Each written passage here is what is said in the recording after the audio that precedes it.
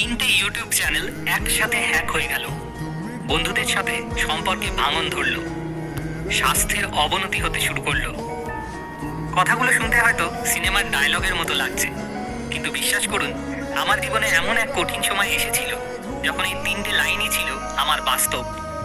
ঘড়িতে তখন রাত 3টে, অন্ধকার ঘরে একা বসে আছি, আর মনে হচ্ছে যেন পৃথিবীর সব শব্দ থেমে গেছে।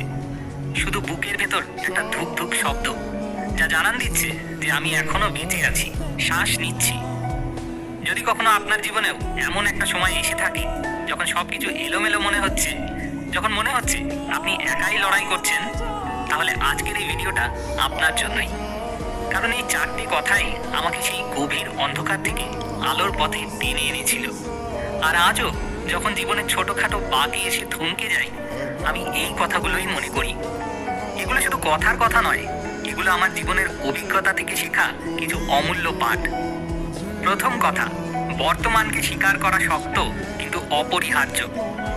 প্রথম আমি নিজের পরিস্থিতির সঙ্গে রীতিমতো লড়াই করতাম।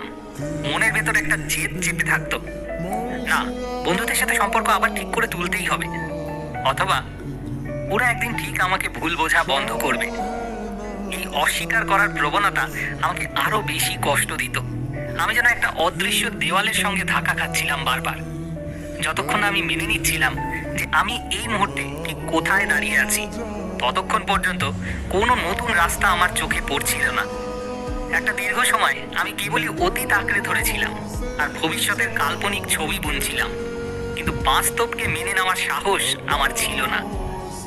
একদিন সন্ধ্যায় সব চেষ্টা যখন ব্যর্থ মনে হচ্ছিল, আমি আমার ডায়েরিতে লিখলাম, আজ আমি একজন ফেলিয়ার, একা এবং অসুস্থ। এটাই আমার বর্তমান। এটা ভালো না খারাপ সেটা পরের কথা, কিন্তু এটাই সত্য। এই কথাটা লেখার পর অদ্ভুত একটা শান্তি অনুভব করলাম। মনে হলো যেন মাথার উপর থেকে একটা বিশাল বোঝা নেমে গেল। নিজের অস্বস্তিকে অস্বীকার করার পিছনে যে বিপুল পরিমাণ মানসিক শক্তি এতদিন খরচ হচ্ছিল, সেই শক্তিটা যেন হঠাৎ করেই মুক্তি পেল। আর সেই মুক্ত শক্তি দিয়েই আমি আমার পরের পদক্ষেপটা নেওয়ার সাহস পেলাম। বর্তমানকে স্বীকার করা মানে কিন্তু পরাজয় মেনে নেওয়া না, বরং এটা হলো নিজের পরিস্থিতিকে সঠিকভাবে মূল্যায়ন করা। যখন আমরা নিজেদের বর্তমান অবস্থাটা পুরোপুরি বুঝে যাই, তখনই আমরা সেই পরিস্থিতি থেকে বেরিয়ে আসার পথ খুঁজতে শুরু করি।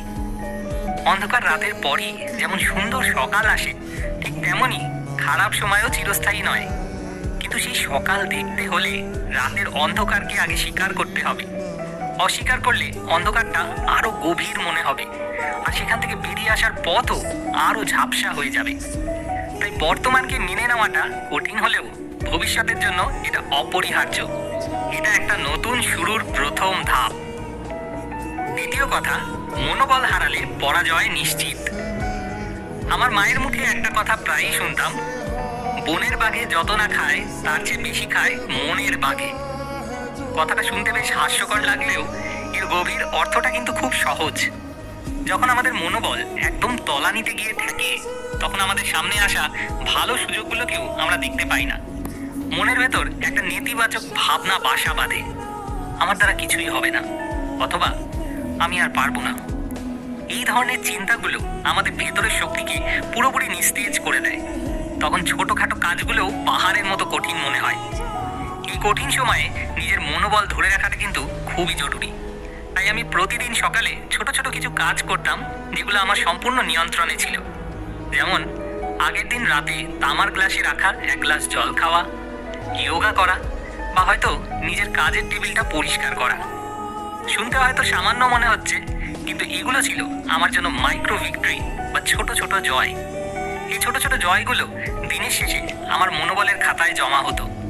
1 সপ্তাহ পর আমি নিজেই বুঝতে পারলাম যে আমি এখনো লড়াই করার মুডে আছি, আমার ভেতরের স্পৃহাটা এখনো মরেনি। মনোবল হলো আমাদের ভেতরের ইঞ্জিন। ইঞ্জিন চালু না থাকলে গাড়ি যেমন চলতে পারে না, তেমনি মনোবল ছাড়া আমরাও জীবনের পথে এগোতে পারি না।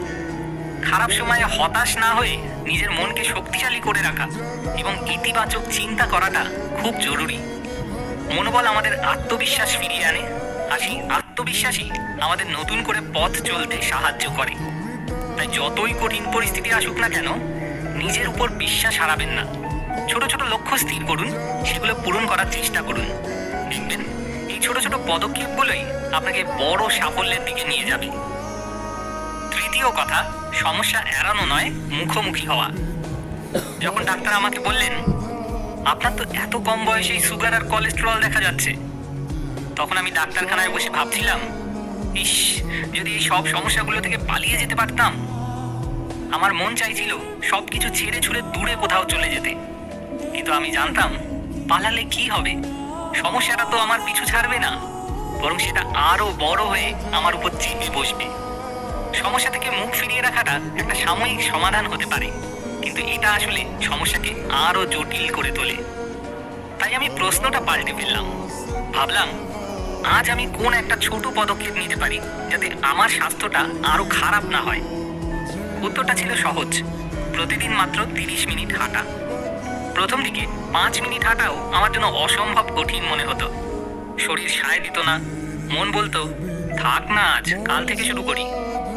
কিন্তু আমি হাল ছাড়িনি। আমি বুঝতে পারলাম সমস্যার মুখোমুখি হওয়া মানেই সেটার উপর নিজের নিয়ন্ত্রণ ফিরে পাওয়া। আর একবার যখন নিজের উপর নিয়ন্ত্রণ ফিরে আসে, তখন আত্মবিশ্বাসও ফিরে আসে। অনেক সময় আমরা সমস্যাগুলোকে এতটাই বড় করে দেখি যে সেগুলো সমাধান করার কথা ভাবতেই ভয় পাই। কিন্তু যদি আমরা সমস্যাগুলোকে ছোট ছোট অংশে ভেঙে ফেলি আর প্রতিদিন একটা করে অংশের মোকাবেলা করি, তাহলে দেখবেন সমস্যার ভার অনেকটাই কমে গেছে। সমস্যা এড়ানোর চেয়ে তার মোকাবিলা করাই উত্তম। এতে শুধু সমস্যাই সমাধান হয় না, বরং আমরা আরো বেশি শক্তিশালী এবং আত্মবিশ্বাসী হয়ে উঠি। মনে রাখবেন, জীবনের লড়াইয়ে জয়ী হতে হলে সমস্যাকে ভয় না পেয়ে তার মুখোমুখি হতে হবে। চতুর্থ কথা, নিজেকে সময় দিন, নিজেকে জানুন। আমার কঠিন সময়ে আমি সবার আগে যে কাজটা করেছিলাম তা হলো সোশ্যাল মিডিয়া থেকে নিজেকে দূরে সরিয়ে নেওয়া। কারণ প্রতিটা স্ক্রলিং আমাকে বলতো, দেখ সবার জীবন কত পারফেক্ট আর তোর জীবনটা কত খারাপ। এই তুলনা আমাকে ভেতর থেকে একদম চুপসিয়ে দিত। মনে হতো আমি যেন পৃথিবীর সবচেয়ে ব্যর্থ মানুষ। এই ডিজিটাল দুনিয়ার কোলাহল আমাদের নিজেদের সঙ্গে কথা বলার সুযোগ কেড়ে নেয়, আমাদের ভেতরের শান্তি নষ্ট করে দেয়। এরপর আমি প্রতিদিন বিকেলে অন্তত 1 ঘন্টা সময় নিজের জন্য রাখতাম। নো ফোন, নো কথা। শুধু বারান্দায় বসে পাখিদের ডাক শুনতাম, আকাশের দিকে তাকিয়ে থাকতাম। প্রথম আমার মাথায় কেবল ঝড় চলতো, হাজারটা চিন্তা ভিড় করতো। কিন্তু পঞ্চম দিনে মনে হলো আমি একা নই, আমি আমার নিজের সঙ্গে আছি। এই সময়টা আমাকে শেখালো যে একা থাকা মানেই নিঃসঙ্গতা নয়, বরং এটা হলো নিজের সঙ্গে দেখা হওয়ার এক অপূর্ব সুযোগ। মানসিক চাপ কমাতে নিজেকে কিছু সময় দেওয়া, নিজের অনুভূতিগুলো গভীরভাবে বোঝা এবং প্রয়োজনে একাকিত্বকে গ্রহণ করা খুবই কার্যকর। এই সময়টা আমাদের মনকে শান্ত হতে সাহায্য করে এবং পরিস্থিতি মোকাবিলা করার জন্য নতুন শক্তি যোগায়। আমরা যখন নিজেদের সময় দিই, তখন আমরা আমাদের প্রয়োজনগুলো বুঝতে পারি, আমাদের ভেতরের শক্তিগুলোকে চিনতে পারি। আর এই আত্মপর্যবেক্ষণ এবং আত্মযত্ন আমাদের মানসিক সুস্থতার জন্য অপরিহার্য। এটা আমাদের শেখায় কিভাবে বাইরের কোলাহল থেকে নিজেদের রক্ষা করে ভেতরের শান্তি খুঁজে পাওয়া যায়। জীবন কখনো পুরোপুরি থেমে যায় না, শুধু তার গতি কখনো কখনো কমে যায়। এই 4টি কথা, বর্তমানকে স্বীকার করা, মনোবল বাঁচিয়ে রাখা, সমস্যার মুখোমুখি হওয়া এবং নিজেকে সময় দেওয়া, আপনাকে সেই গতিটা আবার দ্রুত করতে সাহায্য করবে।